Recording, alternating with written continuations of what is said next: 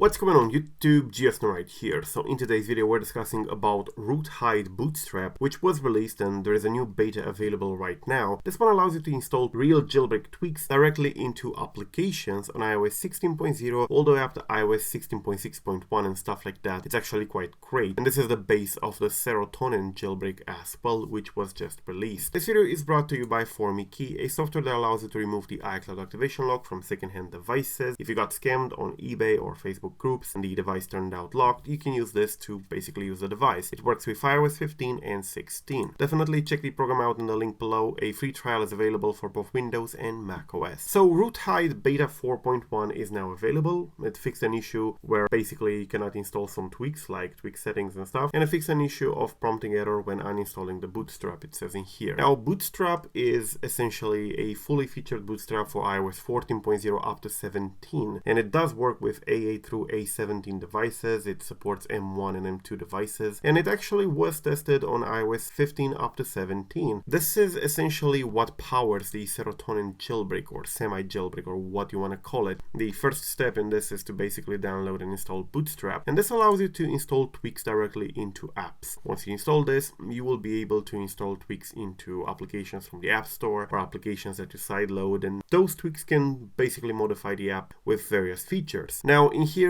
there is also a document on how to create tweaks that are compatible with the Bootstrap. However, there is a brand new version available, so if you are using Serotonin, for example, or if you want to use the Bootstrap alone, do know that a new version, a new beta is available, and you should definitely update to it. Now, as I said, this does support iOS 17.0 and lower, but you may not have an installation method for all these versions depending on your device. However, do know that as more exploits get released, they may be integrated with this, and you might be able to install this with several other tools. Right now you can install this even with TrollStore, or you may sideload it, so yeah, definitely check it out in here. There's also a guide on how to install tweaks. Thank you for watching, I'm GSNO, till the next time, peace out.